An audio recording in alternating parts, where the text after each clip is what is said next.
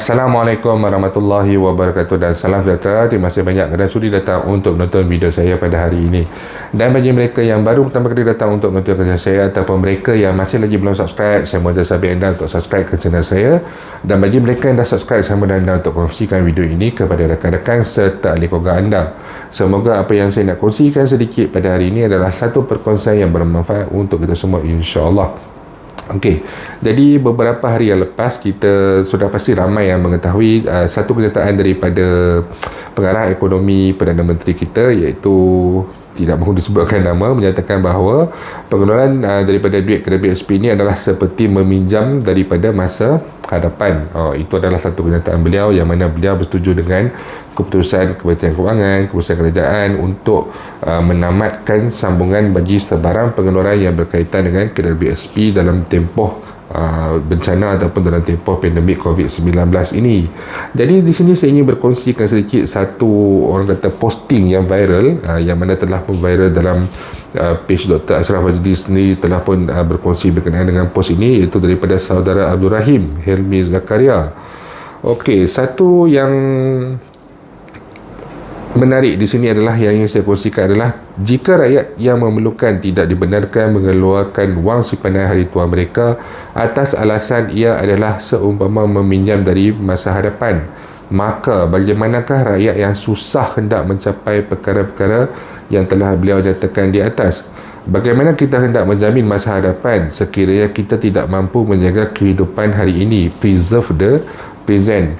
Menggunakan duit KWSP bukanlah meminjam daripada masa hadapan, ia sebenarnya satu pelaburan untuk kehidupan hari ini supaya kita mempunyai masa hadapan. Ini adalah satu perkongsian yang sangat baik daripada saudara Abdul Rahim ini, yang mana kenyataan yang akhir yang saya sebutkan tadi adalah ia sebenarnya satu pelaburan untuk kehidupan hari ini supaya kita mempunyai masa hadapan.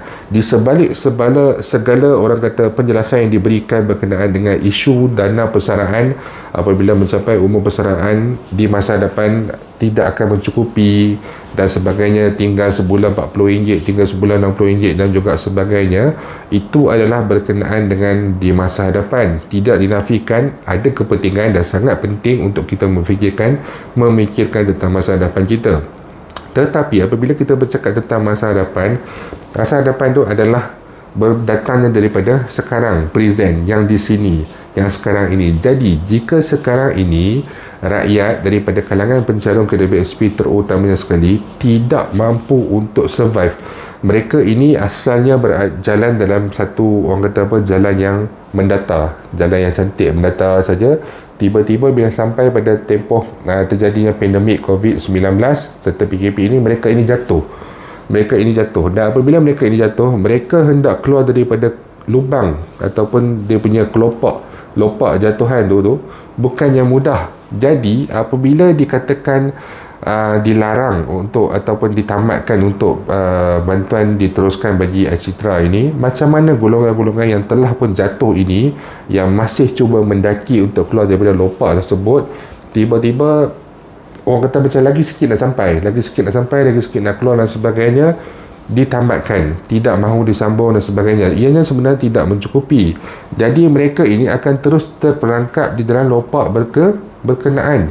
Jadi macam mana apabila mereka ini terperangkap dalam lopak berkenaan, kalaulah kita kata ibarat seekor semut jatuh dalam sebuah lubang, tidak ada akses terhadap cahaya, tidak ada akses terhadap air dan sebagainya, macam mana dengan masa hadapan beliau? Jadi apabila kita merencanakan atau mencanangkan tentang masa hadapan kita 8 tahun akan datang, 15 tahun akan datang, 20 tahun akan datang, tapi realitinya pada masa sekarang ini mereka ini tidak dapat keluar daripada medium kesusahan yang telah dialami diakibatkan oleh pandemik, diakibatkan oleh PKP dan sebagainya.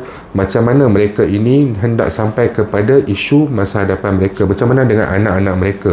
Apabila kita berkaitan tentang masa hadapan, anak-anak akan berjaya sampai di universiti, akan berkejaya yang hebat dan sebagainya. Tetapi sekarang ini jika mak ayah sendiri tidak mampu menyediakan segala-galanya dengan sebaik yang mungkin ataupun dengan sekadar yang mencukupi, disebabkan mereka tidak ada lagi jalan lain, mereka tidak ada lagi haluan lain untuk dituju, hanya mereka nampak bukan kata mereka nampak, tetapi hal-hal ini semuanya mendatangkan banyak beban, berhutang dan sebagainya, yang terbaik adalah pengeluaran daripada KWSP ni sendiri. Jadi jika ditamatkan, bukan jika ditamatkan, dah memang ditamatkan pun, dan jika tidak diteruskan, macam mana mereka ini hendak survive pada hari-hari yang mendatang?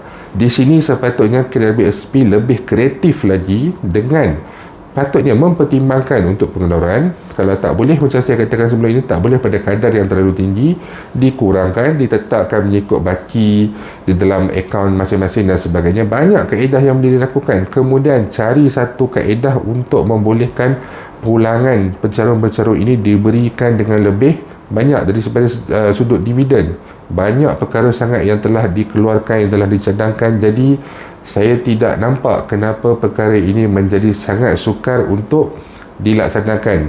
Kita tidak lagi bercakap tentang musibah banjir, walaupun segala alasan penolakan bagi sambungan untuk pengeluaran air citra ini adalah berkisar tentang masa-masa banjir ataupun berkisar tentang musibah banjir, tetapi realitinya mereka yang tidak terlibat dengan banjir pun masih lagi ada yang susah, apatah lagi mereka yang terlibat dengan banjir. Mereka ini tidak dapat lagi keluar di dalam yang data itu tadi, dan masih lagi terperangkap di dalam lopak berkenaan. Jadi kita harap sangat ada satu pertimbangan yang wajar, ada satu suara-suara yang ada lebih banyak suara-suara yang memperjuangkan untuk pengeluaran ini, sebab KWSP dan pencarum ni sebenarnya kita related, kita bersangkut paut. Jadi jika KWSP membenarkan untuk meneruskan lagi pengeluaran, Kementerian Kewangan membenarkan untuk meneruskan lagi pengeluaran, ada pelbagai kaedah yang boleh dilakukan, kerana ingat, pelaburan daripada apa yang dilakukan ataupun apa yang diperolehi untuk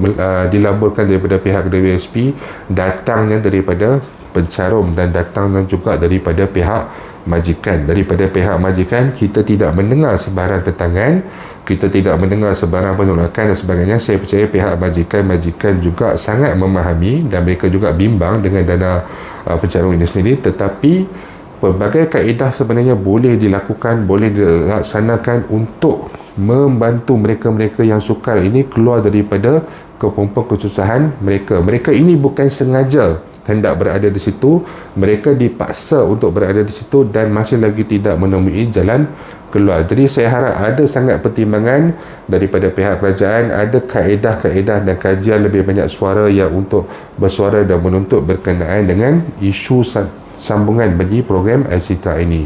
Jadi itu saja yang saya nak kongsikan sedikit pada hari ini, dan insyaAllah jika ada sebarang perkembangan terbaru saya akan berkongsikan kepada anda semua kelak. Bagi mereka yang punya sebarang masalah, sebarang komen ataupun sebarang pandangan, anda boleh utarakan di ruangan YouTube saya ataupun di ruangan Facebook saya. InsyaAllah kita akan jumpa lagi. Jangan lupa untuk share, jangan lupa untuk subscribe. Assalamualaikum warahmatullahi wabarakatuh.